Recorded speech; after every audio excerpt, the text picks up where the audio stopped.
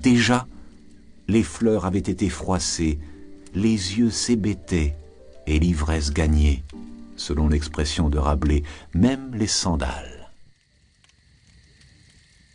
En ce moment de silence, une porte s'ouvrit et, comme au festin de Balthazar, Dieu se fit reconnaître.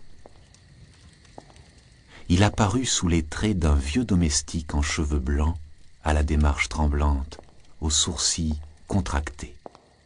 Entrant d'un air triste, il flétrit d'un regard les couronnes, les coupes de vermeil, les pyramides de fruits, l'éclat de la fête, la pourpre des visages étonnés et des coussins foulés par les bras blancs des femmes. Bref, il emporta toute leur folie en disant ces sombres paroles d'une voix basse et creuse. « Monsieur, votre père se meurt. »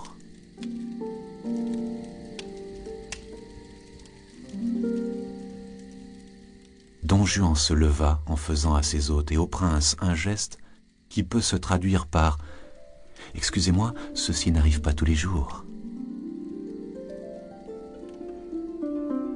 Est-ce que la mort d'un père ne surprend pas souvent les jeunes gens au milieu des splendeurs de la vie, au sein des folles idées d'une orgie?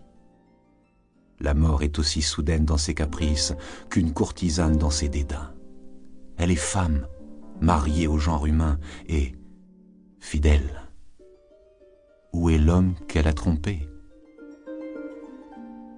Quand Don Juan eut fermé la porte de la salle et qu'il marcha dans une longue galerie, froide autant qu'obscure, il s'efforça de prendre une contenance de théâtre, car en songeant à son rôle de fils, il avait jeté avec joie sa serviette. La nuit était noire.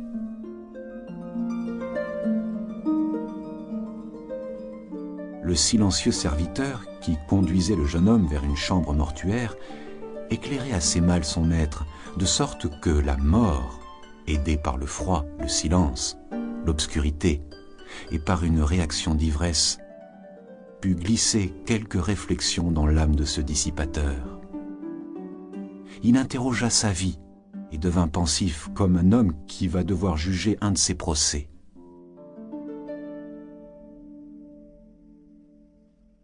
Bartolomeo Belvidéro, père de Don Juan, était un vieillard nonagénaire qui avait passé la majeure partie de sa vie dans les laborieuses espérances du commerce.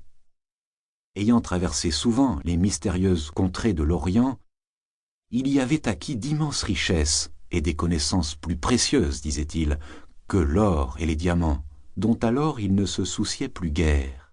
« Je préfère une dent à un rubis et le pouvoir au savoir », s'écriait-il en souriant. Ce bon père aimait à entendre Don Juan lui raconter une étourderie de jeunesse, et il disait d'un air goguenard, en lui prodiguant l'or, « Mon cher enfant, ne fais que les sottises qui t'amuseront. » C'était le seul vieillard qui éprouva du plaisir à voir un jeune homme. Il jouissait de l'avenir de son fils, comme si cette brillante vie eût été l'espérance de sa tombe. À l'âge de 60 ans, Belvidéro s'était épris d'un ange de paix et de beauté. Don Juan avait été le seul fruit de cette tardive et passagère amour. Aussi, ne faut-il pas demander si le vieux Bartolomeo aimait son fils, le vivant portrait de cette femme adorée.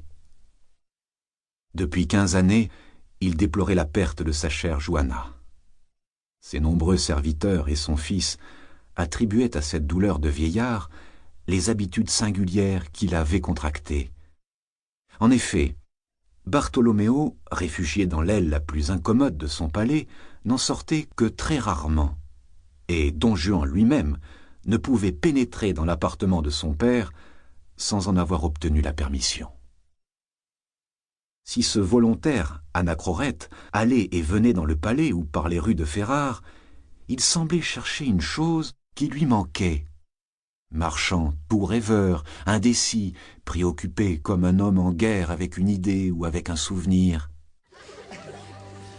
Pendant que le jeune homme donnait des fêtes somptueuses et que le palais retentissait d'éclats de joie, que les chevaux piaffaient dans les cours, que les pages se disputaient en jouant aux dés sur les degrés, Bartolomeo mangeait 7 onces. Pour continuer à écouter ce livre audio gratuitement, cliquez sur le lien dans la description et vous pourrez l'écouter en entier sans frais grâce à l'essai de 30 jours d'Audible.